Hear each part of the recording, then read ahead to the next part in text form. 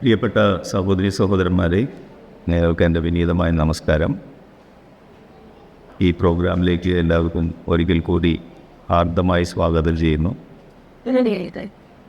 ഇന്ന് നമ്മൾ ചർച്ച ചെയ്യുന്നത് ഹാർട്ട്ഫുൾനെസ്സിൻ്റെ ഇപ്പോഴത്തെ മാസ്റ്റർ ദാജി മഹാരാജ്. അദ്ദേഹത്തിൻ്റെ 69ാമത്തെ ജന്മദിനം നമ്മൾ ആഘോഷിച്ചു വരികയാണ്. സെപ്റ്റംബർ 28-നായിരുന്നു അദ്ദേഹത്തിൻ്റെ ബർത്ത്ഡേ. അപ്പോൾ അതിനോടനുബന്ധിച്ച് അദ്ദേഹം നടത്തിയ ലോകത്തിലെ എല്ലാ ജനങ്ങൾക്കും വേണ്ടി, അഭ്യാസികൾ മാത്രമല്ല എല്ലാ ആധ്യാത്മിക അന്വേഷികൾക്കും വേണ്ടി എന്ന് തന്നെ പറയാം, അദ്ദേഹം കൊടുത്തൊരു മെസ്സേജ് ഉണ്ട്. അതാണ് നമ്മൾ ഇന്ന് ചർച്ച ചെയ്യുന്നത്. ഈ വർഷം നിങ്ങൾക്ക് എല്ലാവർക്കും അറിയാം, ബാപ്പുജി മഹാരാജിൻ്റെ ബർത്ത് ആനിവേഴ്സറിയാണ്. അതായത് ഒരു വർഷം മുഴുവൻ നമ്മൾ ബാപ്പുജി മഹാരാജിൻ്റെ ബർത്ത്ഡേ ആയിട്ട് ആഘോഷിക്കുകയാണ്. അതായത് ഈ 2024 ഓരോ ദിവസവും രാവിലെ എഴുന്നേൽക്കുമ്പോൾ നമ്മൾ ഓരോരുത്തരുടെയും ബർത്ത്ഡേക്ക് എത്രമാത്രം ആനന്ദത്തോടു കൂടി ജീവിതത്തിൽ നമ്മൾ സ്വീകരിക്കാം. കാരണം നമ്മളെപ്പോഴും നമ്മൾ സെലിബ്രേറ്റ് ചെയ്യേണ്ടത് നമ്മുടെ മാസ്റ്റേഴ്സിൻ്റെ ബർത്ത്ഡേ ആണ്, നമ്മളുടെ ബർത്ത്ഡേ പോലെ. എന്താ കാരണം? ജീവിച്ചിരിക്കുന്നൊരു മാസ്റ്ററാണ് ഈ സംപ്രേഷണത്തിൻ്റെ ഉറവിടം. അപ്പോൾ ആ സംപ്രേഷണം ആദ്യമായിട്ട് നമ്മുടെ ഹൃദയത്തിൽ തട്ടുമ്പോൾ നമ്മൾ ആധ്യാത്മിക ലോകത്തിലേക്ക് പുനർജനിക്കുകയാണ് ചെയ്യുന്നത്. വേദങ്ങളൊക്കെ ദ്വിജ എന്ന് പറയും, രണ്ടാമത് ജനിക്കുക നമ്മൾ. അപ്പോൾ അതാണ് നമ്മളുടെ ശരിക്കുള്ള ബർത്ത്ഡേ. ഈ വർഷം മുഴുവൻ എല്ലാ ആധ്യാത്മിക അന്വേഷികളും എല്ലാ ദിവസവും രാവിലെ എഴുന്നേൽക്കുമ്പോൾ ഇത് നമ്മുടെ ബോധത്തിൽ വയ്ക്കുക, ബാപ്പുജി മഹാരാജിൻ്റെ ബർത്ത് ആനിവേഴ്സറിയാണ്, നമ്മൾ ഓരോരുത്തരുടെയും ബർത്ത്ഡേയാണ് ഓരോ ദിവസം. അങ്ങനെ ആ ആനന്ദത്തോടു കൂടിയാണ് നമ്മൾ, ബർത്ത്ഡേ എന്ന് പറയുമ്പോൾ എന്താണ്, ഒരു ആഘോഷമാണ്, ആനന്ദമാണ്. അങ്ങനെയാണ് നമ്മൾ ഓരോ ദിവസവും ജീവിതത്തിൽ നേരിടേണ്ടത്. ഇനി മെസ്സേജിലേക്ക് വന്നാൽ നിങ്ങൾ കണ്ടിട്ടുണ്ടാവും, ഇതാണ് അതിൻ്റെ മെസ്സേജിൻ്റെ ആദ്യത്തെ പേജ്. ഇതെന്താ നിങ്ങൾ കാണുന്ന ഒരു കണ്ണ് കാണുന്നുണ്ടാവും അല്ലേ? ദ സീയർ അല്ലെങ്കിൽ സാക്ഷി എന്നാണ് ഇതിന് പേര് കൊടുത്തിരിക്കുന്നത്. അപ്പോൾ സൂക്ഷിച്ച് നോക്കിക്കഴിഞ്ഞാൽ ഇത് വെറും കണ്ണ് മാത്രമല്ല, മറ്റൊരു കാര്യം കൂടി നമുക്ക് കാണാൻ കഴിയും. കുറച്ച് ശാസ്ത്രീയമായിട്ട് ചിന്തിക്കുന്ന ആളാണെങ്കിൽ നമുക്ക് കാണാൻ കഴിയുക 2 സ്ലിറ്റുകൾ കാണാൻ പറ്റും. ദീർഘചതുരാകൃതിയായിട്ടുള്ള ചെറിയ 2 സ്ലിറ്റുകൾ. ആ സ്ലിറ്റുകളുടെ അടുത്ത് തന്നെ പ്രകാശം പരസ്പരം സംഗമിക്കുന്ന സമയത്ത് ഉണ്ടാകുന്ന ഒരു ഇൻ്റർഫറൻസ് പാറ്റേൺ കാണാൻ. എന്താ അത് കാണിക്കുന്നത് വെച്ചാൽ, ദാജി അദ്ദേഹം ഇപ്പം എല്ലാം ശാസ്ത്രീയമായിട്ടുള്ള എല്ലാ കാര്യങ്ങളും പറയുക. മുമ്പേ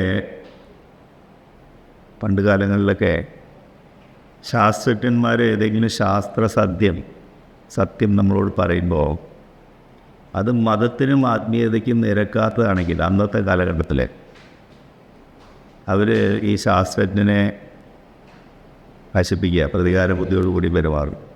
ഗലീലിയോ, ബ്രൂണോ അങ്ങനെയുള്ള ആൾക്കാരൊക്കെ കൊല്ലപ്പെടേണ്ടായി ശാസ്ത്രജ്ഞന്മാർ. കാരണം അവർ പറഞ്ഞ കാര്യങ്ങൾ മതത്തിനും ആത്മീയതയ്ക്കും അന്നത്തെ കാലത്തെ തത്വങ്ങൾക്ക് നിരക്കാത്തതുണ്ട്.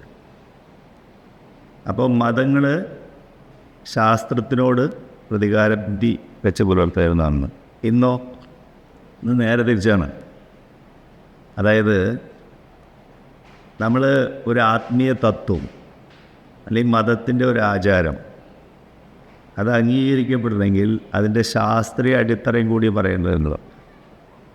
അപ്പം ശാസ്ത്രം മതത്തെയും ആത്മീയതയും വെല്ലുവിളിക്കുകയാണ്, അവർ പ്രതികാരം തിരിച്ചെടുക്കുകയാണ്. അങ്ങനത്തെ ഒരു സാഹചര്യമാണ് ഇപ്പോഴുള്ളത്. അതുകൊണ്ടാണ് ദാജി അദ്ദേഹം എല്ലാ ആത്മീയ തത്വങ്ങളെയും ശാസ്ത്രീയ അടിത്തറയോട് കൂടിയാണ് അദ്ദേഹം പറയുക. അതാണ് ഈ മെസ്സേജിൻ്റെ പ്രത്യേകത. സാക്ഷി എന്നാണ് ഈ മെസ്സേജിൻ്റെ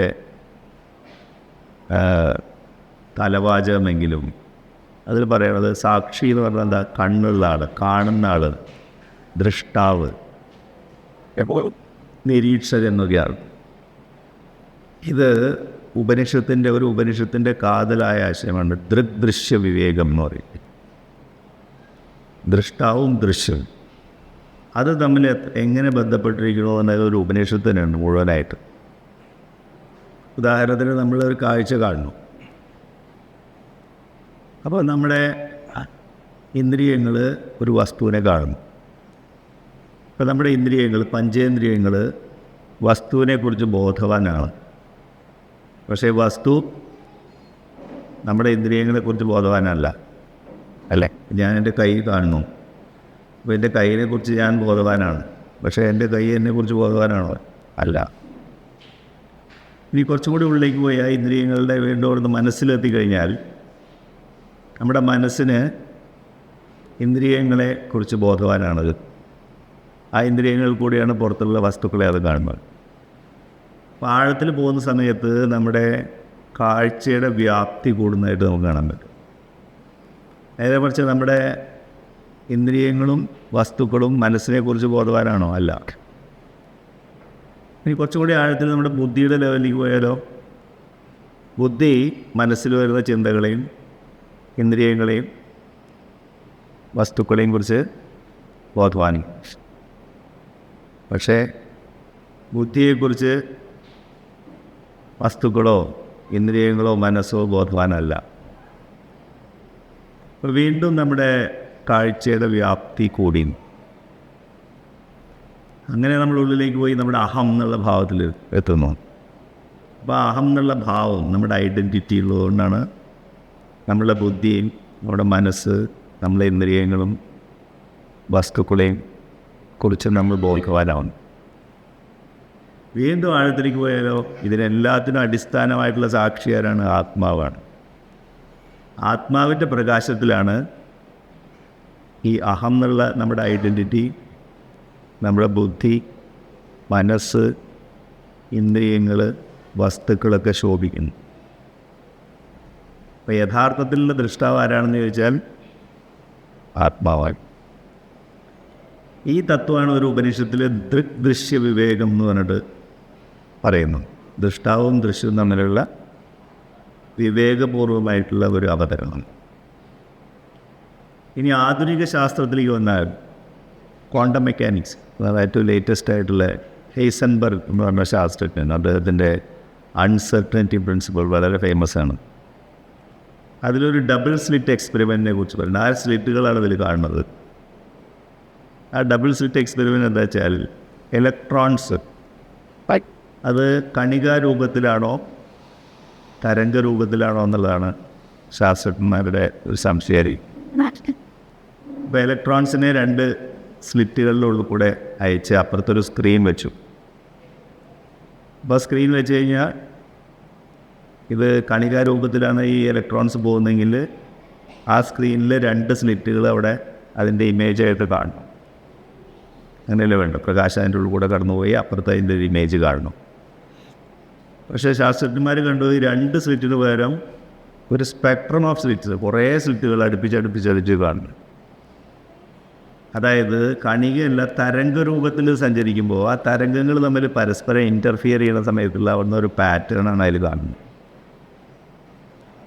അപ്പോൾ അവർക്ക് മനസ്സിലായി ഇത് കണികാരൂപത്തിലല്ല, ആത്യന്തികമായിട്ടുള്ളത് തരംഗരൂപത്തിലാണ്. അപ്പോൾ അവർ വിചാരിച്ചു ഈ സ്ലിറ്റിൻ്റെ ഉള്ളിൽ കൂടെ ഇത് കടന്നു പോകുമ്പോൾ എന്താണ് വാസ്തവത്തിൽ സംഭവിക്കുന്നത് അറിയാൻ വേണ്ടിയിട്ട്, എങ്ങനെയാണ് ഈ ഇൻ്റർഫറൻസ് പാറ്റേൺ വരുന്നത് അറിയാൻ വേണ്ടിയിട്ട് ഈ സ്ലിറ്റിൻ്റെ ഉള്ളിലൂടെ കടന്നു പോകുന്നതിൻ്റെ അപ്പുറത്ത് ഒരു ക്യാമറ പിടിച്ചു നോക്കാൻ വേണ്ടിയിട്ട്. അപ്പോൾ അത്ഭുതകരമായിട്ടുള്ളൊരു കാഴ്ച അവർ കണ്ടു. അതായത് വീണ്ടും ഈ ഇൻ്റർഫറൻസ് പാറ്റേണിന് പകരം ഒരുപാട് സ്ലിറ്റുകളുടെ ഇമേജ് കാണുന്നതിന് പകരം ആകെ 2 സ്ലിറ്റ് കാണാറുള്ളൂ വീണ്ടും. അതായത് ഒരു ക്യാമറ ഫിറ്റ് ചെയ്യാൻ മാത്രമേ ചെയ്തിട്ടുള്ളൂ. അപ്പോഴേക്കും ഈ കാഴ്ച മാറി നടക്കും. അപ്പോൾ ഇന്ന് അവർ മനസ്സിലാക്കി, അതായത് ഈ ക്യാമറ എന്ന് പറയുന്ന ഒരു നിരീക്ഷകൻ അവിടെ വന്നപ്പോൾ ഈ നിരീക്ഷിക്കുന്ന വസ്തുവിൻ്റെ സ്വഭാവം മാറി. അങ്ങനെയാണ് ഒബ്സർവർ, നിരീക്ഷകൻ യാഥാർത്ഥ്യത്തിനെ മാറ്റിമറിക്കാനുള്ള കഴിവുണ്ടെന്ന് മനസ്സിലായി. അപ്പോൾ അവർ അതിനെ കൺക്ലൂഡ് ചെയ്തു. എങ്ങനെ? ഇലക്ട്രോൺസ് പറഞ്ഞാൽ നമ്മൾ നോക്കുമ്പോൾ അണികയും നോക്കാത്തപ്പോൾ തരംഗമാണ്. അങ്ങനത്തെ ഒരു കോംപ്ലക്സ് യൂണിറ്റിയാണ് അതായത് ക്വാണ്ടം മെക്കാനിക്സിലെ ഈ പ്രിൻസിപ്പിൾ. അതായത് നമ്മൾ കാണുന്ന കാഴ്ച നമ്മളെ ആശ്രയിച്ചിരിക്കണം.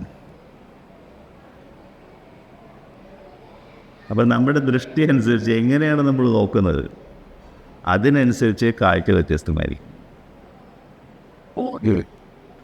ഇതാണ് ശാസ്ത്രം. അപ്പം ഇതും ദൃഗ്ദൃശ്യ വിവേകം വാസ്തവത്തിൽ ഒരേ രീതിയിലാണ് കാര്യങ്ങൾ. അപ്പോൾ ശാസ്ത്രവും ആത്മീയതയും കൂടി സമന്വയിപ്പിക്കുന്ന ഒരു രീതിയിലാണ് ഇപ്പോൾ രാജി മഹാരാജ് അദ്ദേഹത്തിൻ്റെ സന്ദേശങ്ങളൊക്കെ തരാറുള്ളത് നമുക്ക്. അപ്പോൾ അതാണ് ഇതിനൊരു മുഖവരയായിട്ട് പറയാറുള്ളത്. ഇനി ഈ മെസ്സേജിലേക്ക് കടന്നു കഴിഞ്ഞാൽ വളരെ ആഴത്തിൽ നമ്മൾ മനസ്സിലാക്കേണ്ടതും ആവർത്തിച്ച് വായിക്കുമ്പോഴാണ് അതിൻ്റെ എസൻസ് നമുക്ക് മനസ്സിലാവും. അടുത്ത മാസ്റ്റേഴ്സിൻ്റെ ബർത്ത്ഡേ വരെ നമ്മൾ ഈ ഒരു ഒറ്റ മെസ്സേജ് മാത്രം മനനം ചെയ്ത് ഹൃദയസ്ഥാക്കിയ ധാരാളമായി ഇരിക്കും.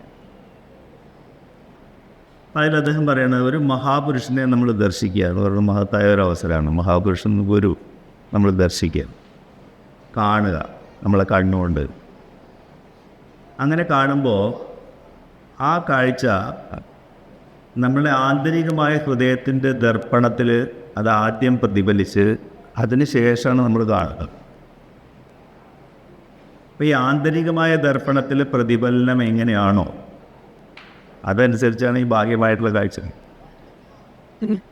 അപ്പോൾ നമ്മുടെ ഹൃദയത്തിൻ്റെ ആന്തരിക ദർപ്പണം കണ്ണാടി പലതരത്തിലുള്ള അഴുക്കുകൾ നിറഞ്ഞ് പലതരത്തിലുള്ള ഫിൽറ്റർ കൊണ്ട് പല മറകളും ഉള്ളതാണെങ്കിലോ നമ്മൾ കാണുന്ന കാഴ്ച വളരെ വ്യത്യസ്തം. അപ്പോൾ യഥാർത്ഥത്തിൽ കാഴ്ച കാണണമെങ്കിൽ എന്ത് വേണം? നമ്മുടെ ആന്തരികമായ ഹൃദയത്തിൻ്റെ ദർപ്പണം പരിശുദ്ധമായിരിക്കും. അപ്പോഴാണ് യാഥാർത്ഥ്യം കാണാനുള്ള ഒരു സാധ്യത നമുക്ക്. അദ്ദേഹം പറയും ഒരു ഗുരുവിനെ നമ്മൾ എങ്ങനെയാണ് വിലയിരുത്തുക? നമ്മൾ പല ഗുരുക്കന്മാരുണ്ട് നമ്മുടെ ചുറ്റുപാടും. ഒരു ഗുരുവിനെ എങ്ങനെ നമ്മൾ വിലയിരുത്തും? അതിന് ഹാർട്ട്ഫുൾനെസ് മാസ്റ്റേഴ്സ് പറയുന്നുണ്ട്. അവർ നമുക്ക് തന്നിട്ടുള്ള സാധനാ പദ്ധതി അത് നമ്മൾ ആത്മാർത്ഥതയോടുകൂടി ആർജവത്തോടു കൂടി കുറച്ച് കാലം പരിശീലിക്കുക. ഇപ്പോൾ ഹാർട്ട്ഫുൾനെസ് ആണെങ്കിൽ നമ്മളൊരു 3 മാസം ഈ സാധനാ പദ്ധതി അതിൽ പറഞ്ഞിരിക്കുന്ന രീതിയിൽ ആത്മാർത്ഥമായിട്ട് നമ്മൾ പരിശീലിക്കുക. അങ്ങനെ പരിശീലിക്കുമ്പോൾ നമുക്ക് ശാന്തി അനുഭവപ്പെടുന്നോ? നമ്മൾ ആന്തരികമായിട്ട് നമ്മളിൽ പരിവർത്തനം വരുന്നുണ്ടോ? അപ്പോൾ ഈ ആധ്യാത്മിക സാധനാ പദ്ധതി കൊണ്ട് നമ്മൾ ശാന്തിയും പരിവർത്തനവും മാറ്റവും പോസിറ്റീവായിട്ടുള്ള ഡയറക്ഷനിൽ പരിവർത്തനം വരുന്നുണ്ടെങ്കിൽ ഈ പദ്ധതി തുടരാമെന്നാണ്. ഇല്ലെങ്കിലോ ഇത് ഡ്രോപ്പ് ചെയ്യാം. ഇതാണ് ഹാർട്ട്ഫുൾനെസ്സിന് അടിസ്ഥാനപരമായിട്ടുള്ളത്. പലരും ചോദിക്കാറുണ്ട് എങ്ങനെയാണ് ഈ ഗുരു യഥാർത്ഥ ഗുരു എന്ന് ഞാൻ എങ്ങനെ അറിയും? അതിനുള്ള ഒരു മാർഗനിർദ്ദേശം കൂടി ഹാർട്ട്ഫുൾനെസ്സിൻ്റെ മാസ്റ്റേഴ്സ് നമുക്ക് തരുന്നുണ്ട്. അപ്പോൾ ബാഹ്യമായിട്ട് നമ്മൾ കാണുന്ന കാഴ്ച അതിൽ വലിയ കാര്യമില്ലാതെ അല്ലേ? നമ്മൾ കണ്ണുകൊണ്ട് ഞാൻ കണ്ടതാണ് എന്ന് പറയുന്നതിൽ വലിയ അർത്ഥമില്ലാതെ അത് അതിന് ഉദാഹരണങ്ങൾ പറയുന്നുണ്ട്. നമ്മൾ വെളുത്ത വസ്ത്രം ധരിച്ചിട്ടുള്ള ഒരു താടിയൊക്കെ വെച്ചിട്ടുള്ളൊരു യോഗിനെ കണ്ടു എന്നൊക്കെയാ. അപ്പോൾ നമ്മൾ ഇത് മഹത് വ്യക്തിയാണെന്ന് തോന്നുന്നു അല്ലേ? വെള്ള ചൂപ്പയും വെള്ള ഡ്രസ്സും താടി തിളങ്ങുന്ന കണ്ണുകളൊക്കെ തന്നെ ഒരു യോഗിയാണെന്ന് തോന്നുന്നു എന്ന് പറയും. നേരെ മറിച്ച് ജൈന സന്യാസിമാരെ കണ്ട ഒരു പരിപൂർണ്ണ നഗ്നനായിട്ടുള്ള ഒരു ജൈന സന്യാസിയെ ഒരു വൈഷ്ണവ ബ്രാഹ്മണൻ കാണുകയാണ്. എന്തായിരിക്കും അങ്ങനെ വിലയിരുത്തുന്ന രീതി? വളരെ വ്യത്യസ്തമായിട്ട് കാണാൻ. ഒരുപക്ഷെ ഈ ജൈന സന്യാസി ഉന്നതമായ ആധ്യാത്മിക നിലയിലുള്ള ആളായിരിക്കാം അല്ലേ? അതുപോലെ ഭക്തിയുടെ ഉന്നതമായിട്ടുള്ളൊരു ഭാവമാണ് മീരാബായി. നമുക്കറിയാം, അലഞ്ഞു തിരിഞ്ഞ് നടക്കുക. ഭക്തിയുടെ ഏറ്റവും പരിപൂർണതയുടെ ഒരു ലക്ഷണമായിട്ട് പറയുന്ന ആളാണ് മീരാബായി. അപ്പോൾ മീരാബായിയെ ഒരു ഹഠയോഗിയായിട്ടുള്ള ആൾ അല്ലെങ്കിൽ ജ്ഞാനയോഗിയായിട്ടുള്ള ആൾ കാണുകയാണെങ്കിൽ എന്താ ഉണ്ടാവുക? അദ്ദേഹത്തിന് അതിനെ അപ്രിഷ്യേറ്റ് ചെയ്യാൻ സാധ്യമില്ല. ഇപ്പോൾ ഭക്തിയുടെ പരിപൂർണ രൂപമാണ് മീരാബായി, പക്ഷെ കാണുന്നത് വേറൊരു രീതിയിലാണ്. രാജൊരു ഉദാഹരണം കൂടി പറയുന്നുണ്ട്. ഒരു സൂഫി സന്യാസി. അപ്പോൾ അവിടുത്തെ രാജാവിനെ വിചാരിച്ചു ഈ സൂഫി സന്യാസിയിൽ നിന്ന് ദീക്ഷ സ്വീകരിക്കണമെന്ന്, അദ്ദേഹത്തിൻ്റെ ശിഷ്യനാവണം എന്നൊരാഗ്രഹം നോക്കി. പലതവണ ഈ രാജാവ് സൂഫിയെ സമീപിച്ചെങ്കിലും അദ്ദേഹത്തിന് തയ്യാറായില്ല. അത് ഓരോ കാരണങ്ങൾ പറഞ്ഞിങ്ങനെ അത് ഒഴിവാക്കി. അപ്പോൾ രാജാവിന് സംശയമായി. രാജാവ് 2 ചാരന്മാർ ഇദ്ദേഹത്തിൻ്റെ പിന്നാലെ വിട്ടു. ഇവരെവിടെയാണ് പോണത്, ഇത് യഥാർത്ഥത്തിലുള്ള സൂഫി സെയിൻ തന്നെയാണോ എന്ന് അന്വേഷിക്കാൻ പറഞ്ഞു. അപ്പോൾ ഈ ചാരന്മാർ ഇദ്ദേഹത്തിൻ്റെ പിന്നാലെ കൂടി. അപ്പോൾ ഒരു ദിവസം അദ്ദേഹം പുഴ കടന്ന്, ഒരു വഞ്ചിയിൽ പുഴ കടന്ന് പുഴയുടെ അപ്പുറത്തേക്ക് പോയി. പുഴയുടെ അപ്പുറത്തേക്ക് പോയപ്പോൾ അവിടെ ഒരു സ്ത്രീ ഇരിപ്പുണ്ട്. അപ്പോൾ ഇദ്ദേഹത്തിൻ്റെ കയ്യിലൊരു ടവലുണ്ട്. ആ ടവൽ ഈ സ്ത്രീയുടെ മടിയിൽ വിരിച്ചിട്ട് അവരുടെ മടിയിൽ കിടന്നു. അവർ ഇദ്ദേഹത്തിന് കുടിക്കാൻ എന്തോ പാനീയം കൊടുത്തു. ഇത് കണ്ടപ്പോഴേക്കും ചാരന്മാരോ മനസ്സിലായി സംഗതി എന്താണ്, ഇദ്ദേഹം സൂഫി സന്യാസിയല്ലേ. വേഗം അവർ ഓടി ചെന്ന് രാജാവിൻ്റെ അടുത്ത് കാര്യം പറഞ്ഞു. ഇതാണ് നമ്മൾ കണ്ട കാഴ്ച എന്ന് പറഞ്ഞു. രാജാവിന് മനസ്സിലായി ഇദ്ദേഹം യഥാർത്ഥത്തിലുള്ള ഒരു യോഗിയല്ല. വേഗം ഇദ്ദേഹത്തിനെ വിളിപ്പിച്ചു. എന്നിട്ട് പറഞ്ഞു, അങ്ങ് യഥാർത്ഥത്തിലുള്ളൊരു യോഗിയാണെന്നുള്ള കാര്യത്തിൽ നമുക്ക് സംശയമുണ്ട്. അങ്ങനത്തെ റിപ്പോർട്ടാണ് ഇപ്പോൾ നമുക്ക് കിട്ടിയിരിക്കുന്നത്. അപ്പോൾ സോഫി പറഞ്ഞൊരു കാര്യം, അങ്ങ് ഇത്തരത്തിലൊരു വിലയിരുത്തൽ നടത്തിയത് ഭാവിയിൽ അങ്ങ് അതിനെക്കുറിച്ച് ആലോചിച്ച് ദുഃഖിക്കാനുള്ള സാധ്യത ഉണ്ട്. അപ്പോൾ ഇത്തരമൊരു വിലയിരുത്തൽ വേണോ? എന്തായാലും എൻ്റെ കൂടെ വരൂ, എൻ്റെ യാഥാർത്ഥ്യം എന്താണെന്ന് ഞാൻ കാണിച്ചു തരാം. രാജാവിനെയും കൂട്ടി പുഴ കടന്ന് അപ്പുറത്തേക്ക് പോയി. അപ്പോൾ ഈ സ്ത്രീ വരുന്നുണ്ട്. കയ്യിലൊരു ചായപാത്രമുണ്ട്. കണ്ണടയ്ക്ക് വെച്ചൊരു വയസ്സായ സ്ത്രീ. ഇദ്ദേഹത്തിൻ്റെ അമ്മയാണത്. രാജാവിനും ഇദ്ദേഹത്തിനും ചായ ഓഫർ ചെയ്യും. അപ്പോൾ ഈ സൂഫിയുടെ അമ്മയാണത്. അതിനെ വിലയിരുത്തുന്നത് എങ്ങനെയാണ്? നമ്മൾ മനസ്സിലാക്കുന്നത്, നമ്മുടെ ജീവിതത്തിലും പലപ്പോഴും നമ്മൾ വ്യക്തികളെയും സാഹചര്യങ്ങളെയും വിലയിരുത്തുന്നത് നമ്മുടെ ആന്തരികമായിട്ടുള്ള ദർപ്പണത്തിലെ അഴുക്കുകളും മറകളും ഉപയോഗിച്ചാണ്. അപ്പോൾ ഇനി ഇതിലെന്താണ് പരിഹാരം? ഹാർട്ട്ഫുൾനെസ്സിന് വളരെ ലളിതമായിട്ടുള്ള പരിഹാരം പറയും. നമ്മുടെ ലളിതമായിട്ടുള്ള ഈ ഹാർട്ട്ഫുൾനെസ് പ്രാക്ടീസ് കൊണ്ട് നമ്മളിലുണ്ടാവുക എന്താണ്? നമ്മളുടെ തുടക്കം തന്നെ നമ്മുടെ ചിന്താഗതിയെ കറക്റ്റ് ചെയ്യണം. റൈറ്റ് തിങ്കിങ്, അതാണ് ആദ്യത്തെ സ്റ്റെപ്പ്. ചിന്ത ശരിയാകുമ്പോൾ എന്താ സംഭവിക്കുക? നമ്മുടെ ഫീലിംഗ് അല്ലെങ്കിൽ ഹാർട്ട് ശാന്തമായിരിക്കും. ഹാർട്ട് അസ്വസ്ഥമാണെങ്കിലോ ചിന്ത ആ സമയത്ത് തെറ്റാതാണ്. അപ്പോൾ ശരിയായ ചിന്ത, ശരിയായ രീതിയിൽ കാര്യങ്ങൾ ഗ്രഹിക്കുക അല്ലെങ്കിൽ മനസ്സിലാക്കുക, അണ്ടർസ്റ്റാൻഡിങ്, ഇത് രണ്ടും കറക്റ്റാകുമ്പോൾ എന്തുണ്ടാവും? ജീവിതത്തിനോടുള്ള സമീപനം ശരിയായി. തെറ്റായ ചിന്തയാണെങ്കിലോ എന്താ സംഭവിക്കുക? തെറ്റായ രീതിയിൽ നമ്മൾ കാര്യങ്ങൾ ഗ്രഹിക്കും. ജീവിതത്തിനോടുള്ള സമീപന രീതിയും തെറ്റായിരിക്കും.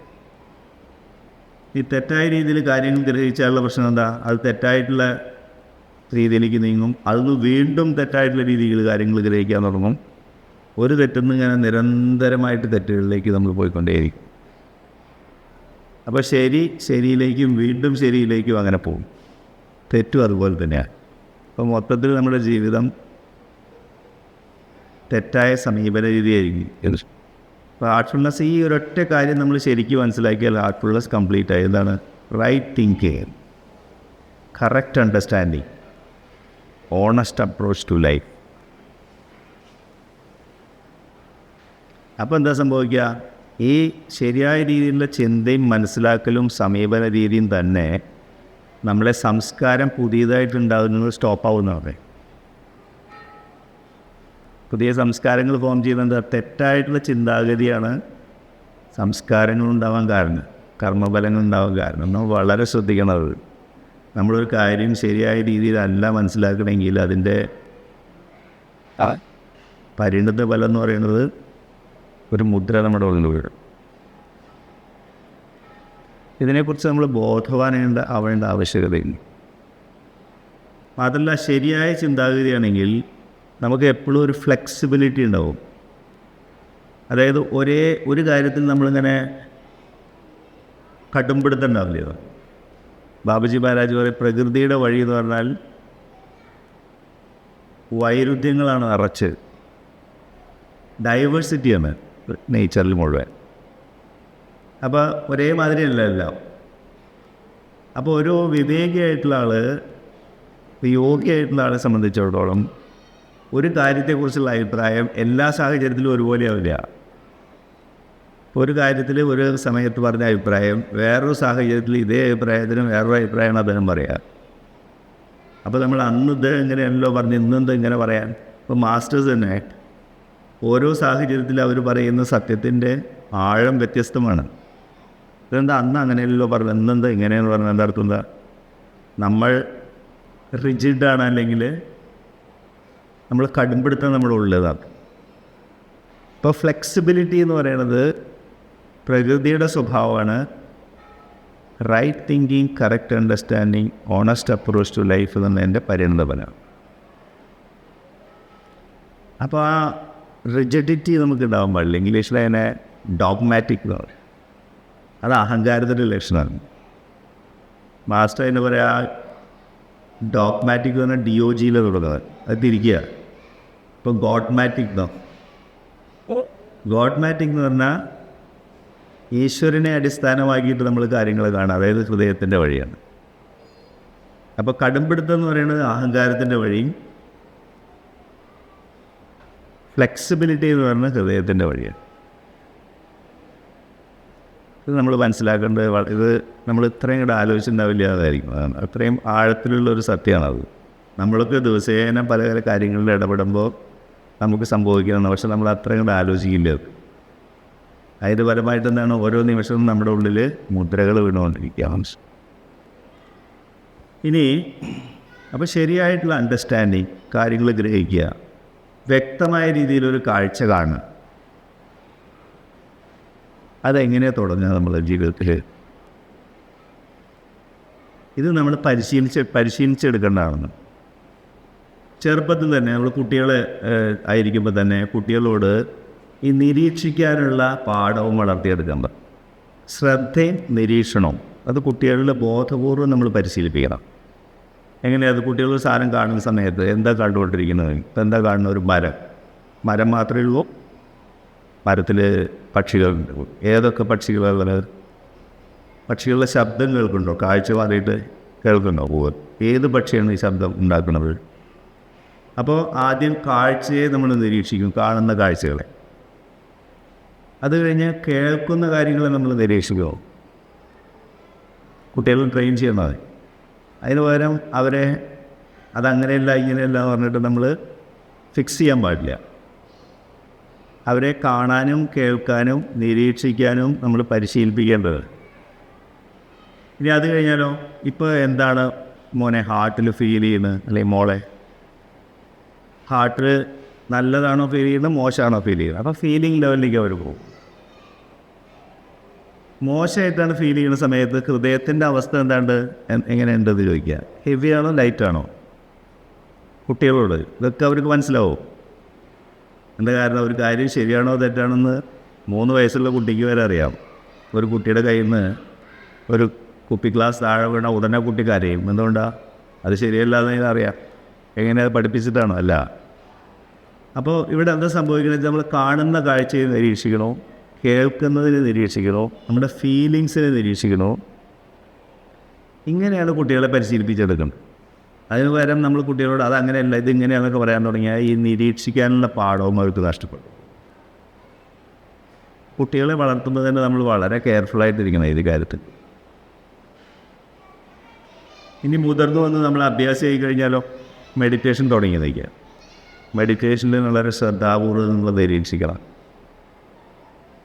നമ്മൾ ആക്റ്റീവായിട്ടിരിക്കണം മെഡിറ്റേഷനിൽ. ഈ ഹൃദയത്തിലെ ദിവ്യത്വം എന്നുള്ള ചിന്ത വെച്ചതിന് ശേഷം നമ്മൾ ബോധത്തോടും ശ്രദ്ധിക്കുക എന്താ നടക്കണം. എന്തെങ്കിലും കളറുകൾ നമ്മൾ കാണുന്നുണ്ടാവും.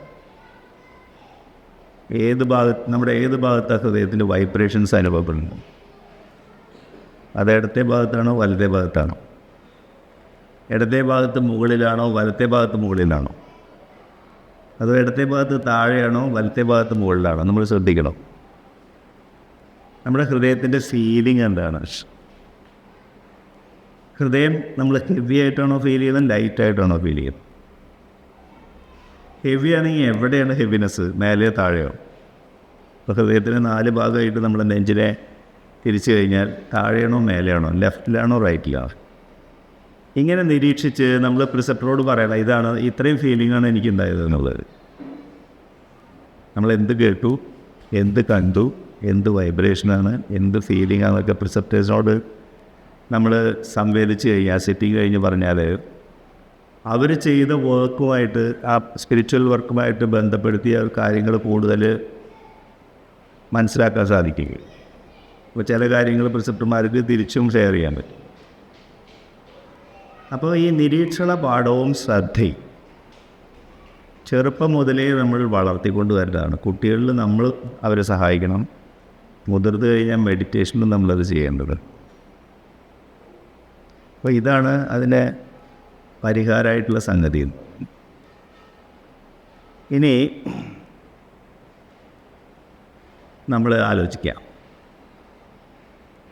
എന്താണ് നമ്മളൊരു ഗുരുവിനെ അല്ലെങ്കിൽ മാസ്റ്ററെ അദ്ദേഹത്തിൻ്റെ സാന്നിധ്യത്തിൽ നമ്മൾ പോയി എത്തിപ്പെട്ടു. ഇനിയിപ്പോൾ ഇത് മാത്രമല്ല, നമ്മൾ ഗുരുവിനെ കാണുന്ന സമയത്ത് അല്ലെങ്കിൽ ആധ്യാത്മിക പരിശീലനം നമ്മൾ തുടങ്ങിയിരിക്കണം. നമ്മൾ 1ാമത്തെ പോയിന്റിലാണെന്ന് വിചാരിക്കുക. ആ സമയത്ത് ഗുരുവിനെ നമ്മൾ കാണുന്ന രീതി വേറെയാണ്. നമ്മൾ 2ാമത്തെ പോയിന്റിലാണെന്ന് വിചാരിക്കുക. അപ്പോൾ അദ്ദേഹത്തിനെ കാണുന്ന രീതി വേറെയാണ്. നമ്മൾ 3ാമത്തെ ചക്രത്തിലാണ് നമ്മൾ എത്തിയിരിക്കുന്നത് വിചാരിക്കുക. അപ്പോഴും മാസ്റ്റർ കാണുന്ന രീതി വേറെയാണ്. ഹൃദയമണ്ഡലം കടക്കുന്ന സമയത്ത് നമ്മൾ ഗുരുവിനെ കാണുന്ന രീതി വേറെയാണ്. മനോമണ്ഡലം കടക്കുക, പരസ്പര വൈരുദ്ധ്യങ്ങളൊക്കെ കടന്ന് മനോമണ്ഡലത്തിലെത്തി. മനോമണ്ഡലത്തിൽ ഞാനും ഈശ്വരനും എന്നുള്ള വൈരുദ്ധ്യമാണ്. അതും കടന്ന് ഹൃദയമണ്ഡലത്തിലെത്തുമ്പോഴാണ് അദ്ദേഹത്തിൻ്റെ യഥാർത്ഥ ആന്തരിക നിലയുമായിട്ട് നമ്മൾ താതാത്മ്യം പ്രാപിക്കും. അപ്പോഴാണ് വാസ്തവത്തിൽ നമ്മൾ കാര്യങ്ങൾ ഗ്രഹിക്കണമെന്നും അദ്ദേഹത്തിനെ ദർശിക്കണമെന്നും. നമ്മുടെ ദർശനം എന്ന് പറയുന്നത് നമ്മൾ എവിടെ നിൽക്കണോ അതിനനുസരിച്ചാണ് നമ്മൾ കാര്യങ്ങൾ ഗ്രഹിക്കുക, ദർശിക്കുക. ഇപ്പോൾ മാസ്റ്റർ പറയുന്നത് നമ്മൾ ഗുരുസന്നിധിയിലായിരിക്കണമെങ്കിൽ എന്തായിരിക്കണം നമ്മുടെ മനോഭാവം. ഗുരുസന്നിധിയിൽ പോയി ഇപ്പോൾ നമ്മൾ ഭണ്ഡാര അറ്റൻഡ് ചെയ്യാൻ വേണ്ടി മാസ്റ്റർ അടുത്ത് പോയി 3 ദിവസങ്ങളിലേക്ക്, എന്തായിരിക്കണം നമ്മുടെ മനോഭാവം? ആദ്യമായിട്ട് അദ്ദേഹം പറയേണ്ടത് ഗുരുവിനോടുള്ള ബഹുമാനം നമുക്ക് വേണം. പിന്നെയോ ഹൃദയം തുറന്നു വയ്ക്കണം, ഓപ്പൺനെസ് ആയിരിക്കണം. മുൻകൂട്ടി ഒരു കാര്യം ഉറപ്പിക്കരുത്. അപ്പോൾ ഓപ്പൺനെസ്, ഗുരുവിനോടുള്ള ബഹുമാനം. പിന്നെയോ വിനയം. പിന്നെയോ നമ്മുടെ ഹൃദയം ശുദ്ധമാക്കി വയ്ക്കണം, പ്യൂരിറ്റി ഉണ്ടാവും. അപ്പോഴാണ് നമുക്കിത് റിസീവ് ചെയ്യാൻ പറ്റുള്ളൂ. നമ്മൾ ആന്തരികമായിട്ടുള്ളൊരു നിശ്ചലാവസ്ഥ നമ്മുടെ ഉള്ളിൽ എപ്പോഴും കൊണ്ട് നടക്കണം. ഭണ്ഡാരയിൽ നമ്മൾ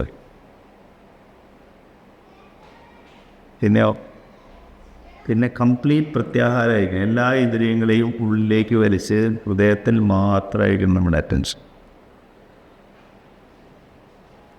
ഈ മനോഭാവത്തിലാണ് പിന്നെ എല്ലാത്തിനും പുറമെ സ്നേഹവും.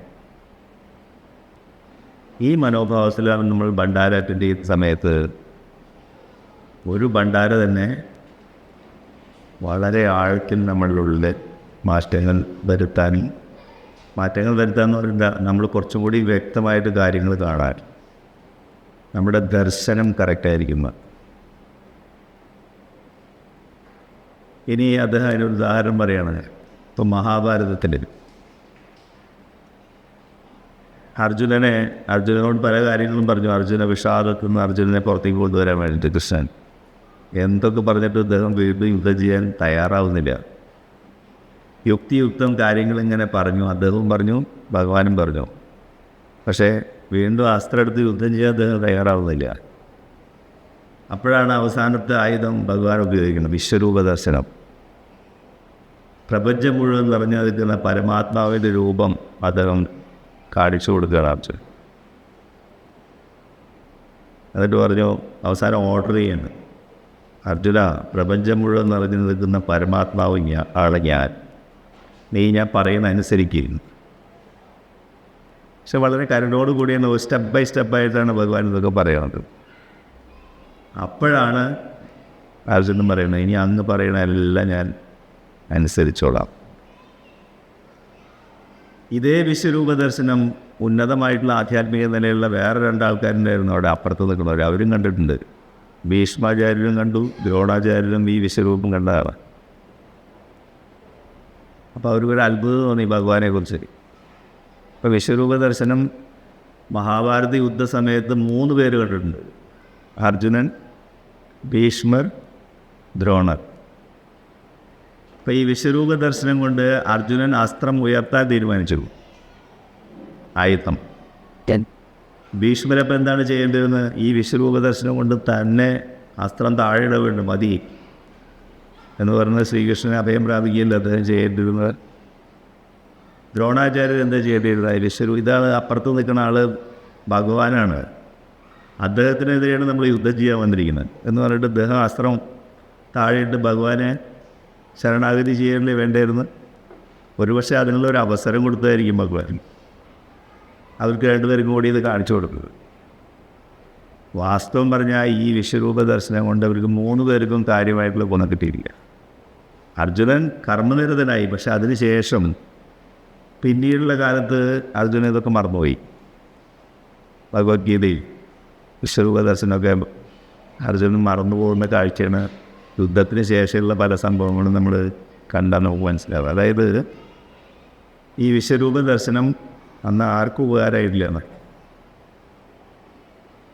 അപ്പോൾ നോക്കൂ, നമ്മൾ ഒരു യുഗപുരുഷനെ അല്ലെങ്കിൽ മഹാഗുരുവിനെ അദ്ദേഹത്തിൻ്റെ യാഥാർത്ഥ്യത്തിൽ ദർശിക്കണമെങ്കിൽ നമ്മുടെ ഹൃദയത്തിൽ അദ്ദേഹത്തിൻ്റെ ആന്തരിക നില എന്താണോ അതിനോട് താതാത്മ്യം പ്രാപിക്കുന്ന ഒരു ആന്തരിക നിലയാണ് നമ്മുടെ ഉള്ളിൽ ഉള്ളത് എങ്കിൽ മാത്രമേ നമുക്ക് യഥാർത്ഥ ദർശനം സാധ്യമാവുക എന്ന് കാണിക്കുന്നു, അല്ലേ? അപ്പോൾ ബാബുജി മഹാരാജ് പറയാറുണ്ട്, മഹാപുരുഷന്മാരെ കാണുന്നതൊക്കെ നല്ല കാര്യം തന്നെ, അവരുടെ ദർശനം കിട്ടുന്നത് നല്ലത് തന്നെ. പക്ഷേ അതിനേക്കാൾ മെച്ചപ്പെട്ടത് എന്ന് ഞാൻ പറയുക, നിങ്ങൾ നിങ്ങളെ തന്നെ ദർശിക്കൂ, നിങ്ങളുടെ സെൽഫിനെ. ഈശ്വരനെയും ഗുരുവിനെയൊക്കെ പറഞ്ഞേക്കൂ, നിങ്ങൾ നിങ്ങളെ തന്നെ ദർശിക്കൂ എന്ന് പറയാം. അവനവനെ ദർശിക്കാൻ, അതായത് നമ്മുടെ ഉള്ളിലേക്ക് ചെയ്യാൻ, അത് ആദ്യത്തെ സ്റ്റെപ്പ് ആർട്ടുള്ളസിൽ. മഹാപുരുഷന്മാരെയൊക്കെ വിട്ടേക്കും, അതിൻ്റെ ദർശനത്തിൻ്റെ അവസ്ഥയാണ് ഇപ്പോൾ നമ്മൾ പറഞ്ഞത്. അപ്പം അദ്ദേഹം പറഞ്ഞു, നമ്മുടെ ആത്മാവ് എന്ന് പറഞ്ഞാൽ എന്താണ്? അത് പരിപൂർണമായിട്ടുള്ളൊരു സാക്ഷിയാണ്. അപ്പം ആ സാക്ഷിയുടെ പ്രകാശത്തിലാണ് ബാക്കി എല്ലാം ജ്വലിക്കുന്നത്. അപ്പോൾ ആ പരിപൂർണ സാക്ഷിയായിട്ടുള്ള ആത്മാവിൻ്റെ പ്രകാശത്തിലാണ് എല്ലാ വസ്തുക്കളുടെയും അറിവും അനുഭവവും നമ്മൾക്കുണ്ടാവുന്നത്, അല്ലേ?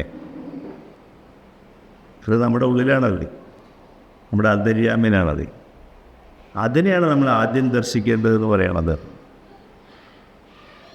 അതിലൊരു ഉപനിഷത്തിലൊരു കഥ പറയാറുണ്ട്. 10 പേര് ഒരുമിച്ച് ഒരു പുഴ കിടക്കുക, വഞ്ചിയിൽ 10 പേര്, 10 സുഹൃത്തുക്കൾ. അപ്പോൾ പുഴ കിടന്നപ്പോൾ പുഴയിൽ മഴയുണ്ട്, കുറച്ച് കാറ്റൊക്കെ ഉണ്ട്. അപ്പോൾ വഞ്ചി ഇങ്ങനെ ഉലയാൻ തുടങ്ങി. അപ്പോൾ എല്ലാവർക്കും പേടിയായി. നല്ല മഴയും നല്ല കാറ്റും, വഞ്ചി ഇങ്ങനെ ഉലഞ്ഞ് ഒരുവിധം അവർ അപ്പുറത്തെത്തി. അപ്പുറത്തെത്തിയപ്പോൾ അതിലൊരാൾക്ക് തോന്നി, ഇത് യാത്ര വളരെ കഷ്ടമായിരുന്നു, ഇതിൽ ആരെങ്കിലും മുങ്ങിപ്പോയിട്ടുണ്ടോ ഒന്ന് നോക്കണം. 10 പേര്. അപ്പോൾ അങ്ങനെ എണ്ണം തുടങ്ങി. 1, 2, 3, 4, 5, 6, 7, 8, 9. 9 പേരെ കാണുന്നുള്ളൂ. വീണ്ടും ഒന്നും കൂടി എന്നെ നോക്കി, അപ്പോഴും 9 പേരേ ഉള്ളൂ.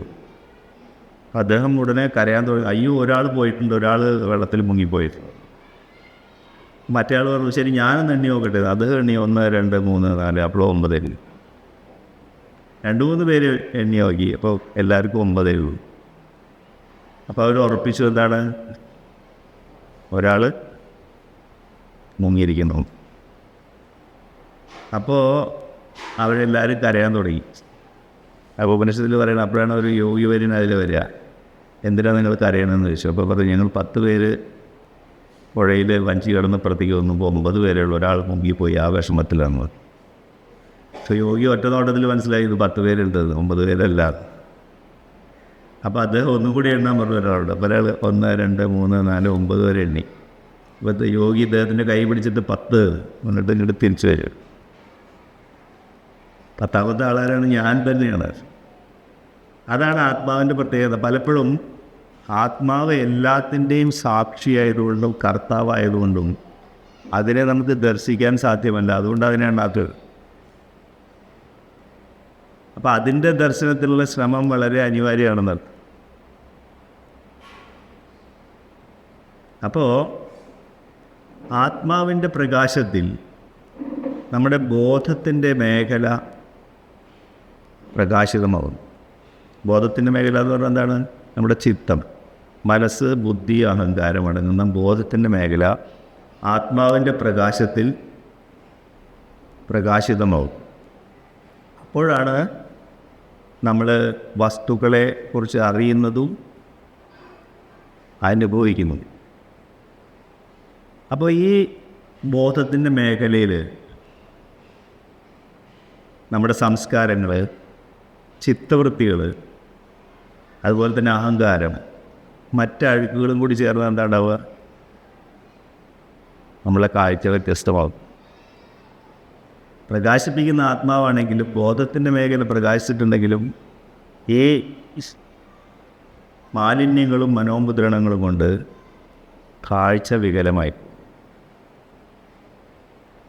അപ്പോഴാണ് നമ്മുടെ അഹം എന്നുള്ള ബോധം ശരീരത്തിനെ കാണുമ്പോൾ ഞാനാണ് ശരീരം എന്ന് പറയും. മനസ്സിലേക്ക് പോകുമ്പോൾ ഞാൻ മനസ്സാണെന്ന് പറയും. കുറച്ച് കഴിഞ്ഞാൽ ഞാൻ ബുദ്ധിയാണെന്ന് പറയും. കുറച്ചും കൂടി ആഴത്ത് പോയി ഞാൻ ആത്മാവാണെന്ന് പറയും, അഹം ബ്രഹ്മാസ്മി. അപ്പോൾ ഈ ഓരോ ഘടകങ്ങളെയായിട്ടും നമ്മുടെ അഹം എന്നുള്ള ഭാവം താതാത്മ്യപ്പെടുമ്പോൾ നമ്മൾ ഓരോന്നും പറയും. അഹം ബ്രഹ്മാസ്മി എന്ന് പറയുന്നത് വലിയ ഒരു മഹാവാക്യമാണ്. ഹാർട്ട്ഫുൾനെസ് മാസ്റ്റേഴ്സ് പറയുന്നത് അതും ഞാൻ ശരീരമാണെന്ന് പറയുന്ന പോലെ തെറ്റാണെന്നാണ്. എന്താ കാരണം? അഹം ബ്രഹ്മാസ്മി, ഞാൻ ആത്മാവാകുന്നു എന്ന് പറയണത് നമ്മുടെ അഹങ്കാരമാണ് പറയുന്നത്, അല്ലേ? അതുകൊണ്ടാണ് അഹം ബ്രഹ്മാസ്മി നമ്മുടെ അഷ്ടാവക്ര മഹർഷി ജനക മഹാരാജാവും തമ്മിലുള്ള സംവാദത്തിൽ അത് പറയുന്നത്. ഇടയ്ക്ക് സംവാദം പോകുന്ന സമയത്ത് നമ്മുടെ ജനക മഹാരാജാവ് അഹം ബ്രഹ്മാസ്മി, അഹം ബ്രഹ്മാസ്മി, അഹം ബ്രഹ്മാസ്മി എന്ന് പറഞ്ഞുകൊണ്ടിരിക്കും. അപ്പോൾ ഇത് കേട്ടപ്പോൾ അഷ്ടാവക്രാകുമ്പോൾ എനിക്ക് മനസ്സിലായി ഇദ്ദേഹം പറയുന്ന കാര്യം പരിപൂർണമായിട്ടുള്ള കാര്യമല്ലല്ലോ. അപ്പോൾ അദ്ദേഹം പറഞ്ഞു, ഞാൻ അഷ്ടാവക്രൻ, ഞാൻ അഷ്ടാവക്രൻ, ഞാൻ അഷ്ടാവക്രൻ എന്ന് പറയാൻ.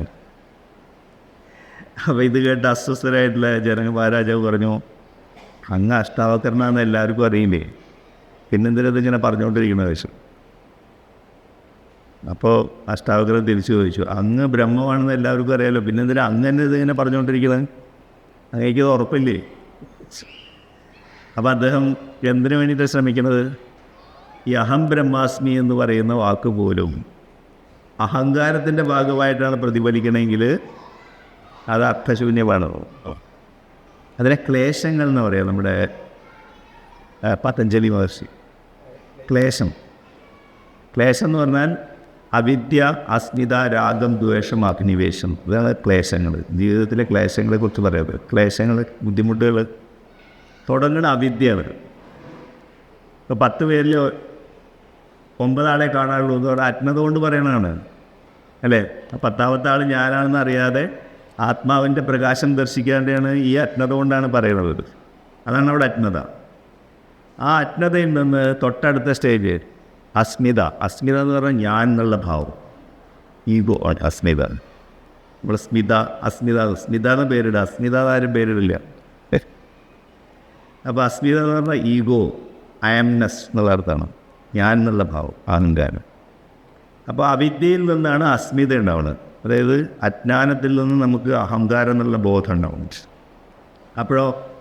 അപ്പോഴാണ് രാഗദ്വേഷങ്ങൾ ഉണ്ടാവുക. രാഗം ദ്വേഷം എന്ന് പറഞ്ഞാൽ ഇഷ്ടാനിഷ്ടങ്ങൾ ഉണ്ടാവുക. ഒന്നിനോട് ഇഷ്ടം വേറൊന്നിന്. ഇപ്പം ഞാൻ എന്നുള്ള ബോധം വരുമ്പോൾ എനിക്കിത് ഇഷ്ടമാണ്, എനിക്കിത് ഇഷ്ടമല്ല. അതിനാണ് രാഗദ്വേഷം എന്ന് പറയാം. ഇഷ്ടമുള്ളതിനെ നമ്മുടെ അടുത്തേക്ക് പിടിച്ച് വലിക്കണം, ഇഷ്ടമില്ലാത്തതിനെ നമുക്ക് ഉപേക്ഷിക്കണം. ഇതാണ് രാഗദ്വേഷം. അവസാനം അഭിനിവേശം. അഭിനിവേശം എന്ന് പറഞ്ഞാൽ എന്താ? അഭിനിവേശം എന്ന് പറഞ്ഞാൽ എടുത്തുചാട്ടം. അതായത് നമ്മളെ ശരീരത്തിനോട് പൊട്ടിക്കിടക്കാനുള്ള ഒരു ഇത്, ഞാനാണ് ശരീരം എന്ന് പറഞ്ഞാൽ ശരീരത്തിനെ പരിപോഷിപ്പിക്കാനുള്ള കാര്യങ്ങളിൽ മാത്രമേ അറിയൂ. അതിനാണ് അഭിനിവേശം എന്ന് പറയുക. ഇതിനാണ് ക്ലേശങ്ങളായിട്ട് പറയുന്നത്. ഇതോടുകൂടി നമ്മുടെ പുരോഗതി പരിപൂർണമായിട്ട് അവസാനിക്കും. അപ്പോൾ ഈ ക്ലേശങ്ങളെക്കുറിച്ച് പതഞ്ജലി മഹർഷി പറയുന്നുണ്ട്. അതിൻ്റെ തുടക്കമാണ് നേരത്തെ പറഞ്ഞത്. ആത്മാവിൻ്റെ ദർശനത്തിൻ്റെ അഭാവത്തിലാണ് ഈ അജ്ഞത നമ്മളിൽ പ്രകടമാവുന്നത്. അപ്പോൾ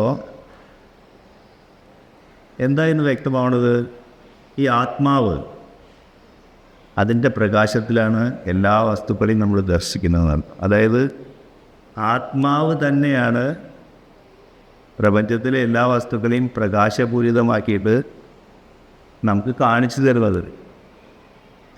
അപ്പോൾ ആത്മാവിൽ നിന്ന് വ്യത്യസ്തമായിട്ട് യാതൊരു തരത്തിലുള്ള സൃഷ്ടികളും ഇല്ല.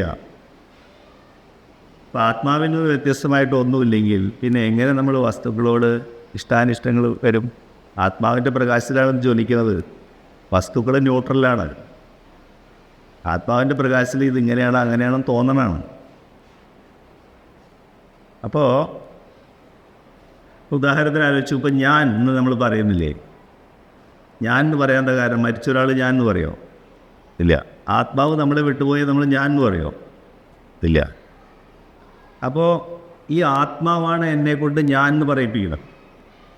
അല്ലെങ്കിൽ ഡെഡ് ബോഡി ഞാൻ എന്ന് പറയണ്ടേ? അത് പറയുന്നില്ല. അപ്പോൾ എന്നെക്കൊണ്ട് ഞാൻ എന്ന് പറയിക്കുന്ന ആത്മാവ്, അതിന് അഹം എന്നുള്ള ബോധമുണ്ടോ ആത്മാവിന്? ഇല്ല. കാരണം എന്താ? അത് ദിവ്യത്വത്തിൻ്റെ ഭാഗമാണ്, ഈശ്വരൻ്റെ ഒരു കണികയാണ്. അതിന് ഞാൻ എന്നുള്ള ബോധമില്ല. അപ്പോൾ എന്നെക്കൊണ്ട് ഞാൻ എന്ന് പറയിപ്പിക്കുന്ന അഹം എന്നുള്ള ബോധത്തിന് അതിൻ്റെ കാരണമായിട്ടുള്ള ആത്മാവിനെ വാസ്തവത്തിൽ അഹം എന്നുള്ള ബോധമേ ഇല്ല. പ്രപഞ്ചം മുഴുവൻ നിറഞ്ഞു നിൽക്കുന്ന ഒരു സത്തയാണത്. അതായത് ആത്മാവ് എന്ന് പറയുന്നത് നമ്മുടെ ആന്തരിക സത്തയാണ്, അല്ലാതെ അഹം എന്നുള്ള ഭാവമല്ല. അതുകൊണ്ടാണ് അഹം ബ്രഹ്മാസ്മി തെറ്റായിട്ട് വരുന്നത്. അപ്പോൾ ആ ഐനസ് എന്ന് പറയുന്നതല്ല ആത്മാവ്, പിന്നെയോ നമ്മുടെ ആന്തരിക സത്തയാണ്. ഇങ്ങനെയാണ് വസ്തുതകൾ ഇരിക്കുക. എന്താണ് ഇതിന് പരിഹാരം? അവസാന ഭാഗത്തേക്ക് വരുമ്പോൾ അത് എന്താണ് ഇതിനൊക്കെ പരിഹാരം? പരിഹാരം നമുക്കറിയാം. ഹാർട്ട്ഫുൾനെസ് അഭ്യാസികളെല്ലാം മഹാഭാഗ്യവാന്മാരാണ്. അതാണ് സിമ്പിൾ ഹാർട്ട്ഫുൾനെസ് പ്രാക്ടീസാണ് ഇതിന് പരിഹാരം. മെഡിറ്റേഷൻ, ധ്യാനം. മെഡിറ്റേഷൻ കഴിഞ്ഞാൽ നമ്മളെന്ത് പറഞ്ഞില്ലേ? AEIOU. എന്താ അത്? എ എന്ന് പറഞ്ഞാൽ അക്വയർ ചെയ്യുക, ആ കണ്ടീഷൻ നമ്മൾ ആർജിക്കുക. ആധ്യാത്മിക നില ആർജിക്കണമെങ്കിൽ എന്ത് വേണം? നമ്മൾ ധ്യാനിക്കുക. അത് ആദ്യത്തെ സ്റ്റെപ്പ്. പിന്നെയോ അടുത്ത സ്റ്റെപ്പ് AE ആണ്, എൻലിവൻ. അതിനെ നമ്മൾ വികസിപ്പിച്ചെടുക്കണം ഈ കണ്ടീഷനെ. അതെങ്ങനെ ചെയ്യുക? അവിടേക്ക് അറ്റൻഷൻ കൊടുക്കണം. നമ്മുടെ ഹൃദയത്തിലെ ആന്തരിക നില എങ്ങനെയുണ്ട് അതിന് അറ്റൻഷൻ കൊടുക്കണം. അറ്റൻഷൻ കൊടുക്കുമ്പോഴാണ് ആ കണ്ടീഷൻ ഡെവലപ്പ് ചെയ്യുന്നത്. അടുത്ത സ്റ്റേജ് എൻലിവൻ എന്ന് പറയും. പിന്നെ അടുത്തെന്താ? ഐ എന്നാണ്, ഇംപൈബ് എന്ന് പറയും. ഇംപൈബ് എന്ന് പറഞ്ഞാൽ അത് നമ്മൾ ആർജിക്കുക. എങ്ങനെ ആർജിക്കുക? എൻ്റെ ഹൃദയത്തിലുള്ള അവസ്ഥ എൻ്റെ സൂക്ഷ്മ ശരീരത്തിൽ മുഴുവൻ നിറയുന്നു. മനസ്സ്, ബുദ്ധി, അഹങ്കാരം, ബോധത്തിൽ നിറയണം. ഈ അവസ്ഥ എൻ്റെ എല്ലാ കോശങ്ങളിലും നിറയും എന്ന സങ്കല്പത്തിൽ 2 മിനിറ്റ് മെഡിറ്റേറ്റ് ചെയ്യുക. അപ്പോഴാണ് ആ കണ്ടീഷൻ നമ്മളെ എല്ലാ കോശങ്ങളിലും നിറഞ്ഞ് നമ്മളുടെ ഒരു സ്വത്തായിട്ട് മാറുന്നു കണ്ടീഷൻ. അതാണ് AEI. O എന്ന് പറഞ്ഞാലോ വൺനെസ് എന്നാണ്. വൺനെസ് വേണമെങ്കിൽ നമ്മുടെ പുറത്തുണ്ട്, നമ്മുടെ ഉള്ളിലുണ്ട്. അപ്പോൾ നമ്മൾ സങ്കല്പിക്കുന്നത് ഈ ആന്തരിക നില സർവചരാചരങ്ങളിലും അറിയുന്നു. എൻ്റെ ഉള്ളിൽ മാത്രമല്ല, എൻ്റെ ചുറ്റുപാടും ഈ ബിൽഡിങ്ങിലും ഞാനിരിക്കുന്ന സ്ഥലത്തും പ്രപഞ്ചം മുഴുവൻ ഈ കണ്ടീഷൻ അറിയുന്നു എന്നുള്ള സങ്കല്പത്തിൽ നമ്മൾ കുറച്ച് നേരം ധ്യാനത്തിലിരുന്നാൽ ആ കണ്ടീഷൻ ഇങ്ങനെ വികസിച്ച് പ്രപഞ്ചം മുഴുവൻ അറിയും. അതാണ് വൺനെസ് എന്ന് പറയാം, ഏകത്വം. അവസാനത്തെ യൂണിയൻ. അപ്പം എൻ്റെ ഉള്ളിലും ആന്തരിക നില, പുറത്തും ദിവ്യമായിട്ടുള്ള അവസ്ഥ. ഉള്ളിലും ദിവ്യമായിട്ടുള്ള അവസ്ഥ, പുറത്തും ദിവ്യമായിട്ടുള്ള അവസ്ഥ.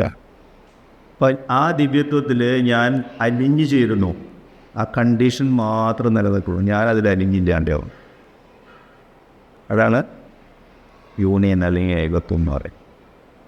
ഈ ഓരോ സ്റ്റെപ്പിലും നമ്മൾ 1-2 മിനിറ്റ് ധ്യാനിച്ചു കഴിഞ്ഞാൽ, അതായത് നമ്മുടെ ധ്യാനം കഴിഞ്ഞ് നമ്മുടെ ജീവിതത്തിലേക്ക് പ്രവേശിക്കുന്നതിന് മുമ്പ്, അപ്പോഴാണ് ഈ ധ്യാനാവസ്ഥ നമ്മളിൽ നിലനിൽക്കുക.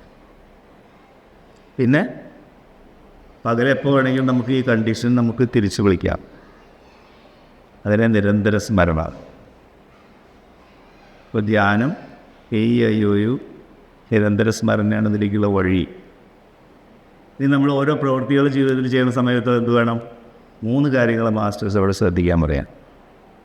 നമ്മുടെ വ്യക്തിപരമായ കാര്യങ്ങളാവാം, ഔദ്യോഗിക കാര്യങ്ങളാവാം, അല്ലെങ്കിൽ മിഷൻ്റെ കാര്യങ്ങളാവാം. നമ്മൾ ചെയ്യുമ്പോൾ എങ്ങനെ, ഏത് മനോഭാവത്തോടു കൂടിയാണ് ചെയ്യുന്നത്? നമ്മൾ ശ്രദ്ധിക്കുന്ന 3 കാര്യങ്ങൾ എന്താ വെച്ചാൽ, നിരന്തര സ്മരണയിൽ ഞാൻ ചെയ്യുന്നു എന്നുള്ള ബോധം നമ്മൾ നിലനിർത്തും. പിന്നെയോ നിരന്തര സ്മരണയിൽ ചെയ്യാറുള്ളത് എന്താ? അദ്ദേഹത്തിന് സമർപ്പിച്ചുകൊണ്ടാണ് ഞാൻ ഈ വർക്ക് ചെയ്യുന്നത്, ജോലി ചെയ്യുന്നത്. അടുത്ത ചിന്ത. പിന്നെയോ അദ്ദേഹത്തിന് വേണ്ടിയാണ് ഞാൻ ചെയ്യുന്നത്, എനിക്ക് വേണ്ടിയിട്ടല്ല. അപ്പം അദ്ദേഹത്തിന് വേണ്ടി, അദ്ദേഹത്തിന് സമർപ്പിച്ചുകൊണ്ട്, അദ്ദേഹത്തിൻ്റെ സ്മരണയിലാണ് ഞാനൊരു പ്രവൃത്തി ചെയ്യുന്നത്. ഓരോ പ്രവൃത്തി മാറി മാറി ചെയ്യുമ്പോഴും ഈ റീകണക്ട് ചെയ്തോടെയും സങ്കല്പം നമ്മൾ ഉപയോഗിക്കും. അപ്പോൾ എന്താ സംഭവിക്കുക? അപ്പോൾ ഈ പൊള്ളയായിട്ടുള്ള അഹം എന്നുള്ള ബോധം നമ്മളെ വിട്ടുപോകും. അപ്പോൾ നമ്മുടെ സംസ്കാരങ്ങൾ നമ്മളുടെ ഉള്ളിൽ ഫോം ചെയ്യില്ല. ബാബുജി മഹാരാജ് പറയാറുണ്ട്, ഐ ആം ടെല്ലിങ് യു, അദ്ദേഹത്തിൻ്റെ പ്രഭാഷണം കേട്ടില്ല, ഐ ആം ടെല്ലിങ് യു എന്ന് പറഞ്ഞിട്ട് ബാബുജി മഹാരാജ്, ഞാൻ പറയുന്നു നിങ്ങളോട്. അങ്ങനെയാണ് ബാബുജിയുടെ സ്റ്റൈല്. നമ്മൾ പലരും ബാബുജിയുടെ സ്പീച്ചസ് കേട്ടിട്ടുണ്ടാവില്ലേ, എല്ലാത്തിലും അദ്ദേഹം പറയും ഐ ആം ടെല്ലിങ് യു എന്നിട്ട് പറയാം. അപ്പോൾ ഒരാൾ ചോദിച്ചു, Babuji I am telling you എന്ന് പറയുമ്പോൾ ഈ ഐ എന്ന് പറഞ്ഞാൽ എന്താണ് ചോദിച്ചു. അപ്പോൾ അദ്ദേഹം അതിന് പറഞ്ഞ മറുപടി വളരെ പ്രസക്തമാണ്. അദ്ദേഹം പറഞ്ഞു, ഞാൻ ഐ ആം ടെല്ലിങ് യു, ഞാൻ പറയുന്നു എന്ന് പറയുമ്പോൾ ഈ ഐ എന്ന് പറയുന്നത് രാമചന്ദ്ര എന്ന് പറഞ്ഞാൽ ഞാനാണോ, എൻ്റെ ഗുരുവായിട്ടുള്ള ലാലാജിയാണോ, അതോ ഈശ്വരൻ തന്നെയാണെന്ന് എനിക്ക് അറിയില്ല. അത് ഈശ്വരനാണോ, ഗുരുവാണോ, ഞാനാണോന്ന് എനിക്കറിയില്ല. ഞാനത് പറയുമ്പോൾ പരിപൂർണമായിട്ടുള്ളൊരു വിസ്മൃതിയിലാണ്, ഫൊർഗറ്റ്ഫുൾനെസ്. ഇതാണ് അത് പറയുന്നത്. പരിപൂർണമായിട്ടുള്ള വിസ്മൃതിയിലാണ് ഇദ്ദേഹം എല്ലാം ചെയ്യുന്നത്. പക്ഷേ ആ പരിപൂർണമായിട്ടുള്ള വിസ്മൃതിയിലും ഭൗതിക ജീവിതത്തിലെ എല്ലാ കാര്യങ്ങളും നമ്മൾ നിരീക്ഷിക്കും. അദ്ദേഹം ചെയ്യുന്നില്ലേ? നമ്മുടെ മാസ്റ്റേഴ്സ് ഭൗതികമായിട്ടുള്ള എന്തെല്ലാം കാര്യങ്ങളും അവർ ചെയ്തുകൊണ്ടിരിക്കുന്നു. പരിപൂർണമായിട്ടുള്ള വിസ്മൃതിയിൽ എല്ലാ ഉത്തരവാദിത്തങ്ങളും കടമകളും ഭംഗിയായിട്ട് നിർവഹിക്കുന്നു. ഈ കാഴ്ചകളൊക്കെ കണ്ടുകൊണ്ടിരിക്കുന്നു, എല്ലാം ചെയ്യുന്നുണ്ട്. പക്ഷേ പരിപൂർണ വിസ്മൃതിയിലാണ്. സംസ്കാരങ്ങൾ ഉണ്ടാവുന്നില്ല ആ പ്രവൃത്തികൾ കൊണ്ട്. പിന്നെയോ പൊള്ളയായിട്ടുള്ള അഹം എന്നുള്ള ഭാവം നമ്മൾ കൂടുതൽ സ്ട്രോങ് ആവുന്നില്ല. നമ്മൾ പലരും പറയാറുണ്ട്, മെഡിറ്റേഷനിൽ എൻ്റെ മാസ്റ്ററുടെ ഫോം ഞാൻ കണ്ടു എന്നൊക്കെ പറയാറില്ല. മാസ്റ്റർ വന്നു ഹൃദയത്തിലുണ്ടായിരുന്നു. അത് നല്ലത് തന്നെ. പക്ഷേ മാസ്റ്ററുടെ ശരിക്കുള്ള ഫോം എന്താണ്? മെഡിറ്റേഷൻ്റെ ഒരു ചില സ്റ്റേജിൽ മാസ്റ്ററുടെ ഫോം നമ്മുടെ ഹൃദയത്തിൽ വരും. ആ സമയത്ത് മാസ്റ്ററുടെ രൂപത്തിൽ ധ്യാനിക്കാൻ നമുക്ക് അനുവാദമുണ്ട്. പക്ഷെ ആ രൂപത്തിൽ ധ്യാനിച്ചാൽ എന്താ സംഭവിക്കുക? കുറേ ആ രൂപം ഇല്ലാണ്ടാവും, ആ ഫീലിംഗ് മാത്രമേ ഉണ്ടാവുള്ളൂ. രൂപത്തിൽ ധ്യാനിച്ചുകൊണ്ടേയിരുന്നാൽ രൂപം മാറി രൂപത്തിൻ്റെ ഫീലിംഗ് മാത്രമേ ഉണ്ടാവുള്ളൂ. അപ്പോൾ അവൾ ഇല്ല, ഞാൻ ഈ രൂപം വിടില്ല എന്ന് പറഞ്ഞാലോ, അപ്പോൾ നമ്മൾ കടുംപിടുത്തായി. അതായത് യഥാർത്ഥ ഗുരുവിന് എന്താണ് ആ രൂപം മാഞ്ഞു പോയിട്ട് ഫീലിങ്സ് മാത്രം വരാൻ എന്താ കാരണം? യഥാർത്ഥ ഗുരുവിന് രൂപമില്ല, ഗുണങ്ങളില്ല, പേരുമില്ല. പ്രപഞ്ചം മുഴുവൻ നിറഞ്ഞു നിൽക്കുന്ന ദിവ്യത്വം എന്ന് പറയുന്നത് തത്വമാണ്. അതല്ലേ കാണിക്കുന്നത്. അപ്പം ആ അവസ്ഥയിൽ എന്താണ് സംഭവിക്കുന്നത്? നമ്മളിപ്പോൾ പറഞ്ഞ എന്താ, ആത്മാവാണ് യഥാർത്ഥത്തിലുള്ള ദൃഷ്ടാവ് എന്നാണ്.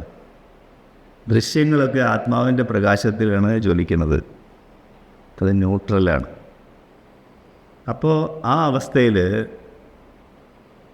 ദൃഷ്ടാവുമില്ല, ദൃശ്യമില്ല, ഭോക്താവുമില്ല, ബോധ്യമില്ല, ഭോക്താവും ബോധ്യവും തമ്മിലുള്ള ബന്ധവുമില്ല.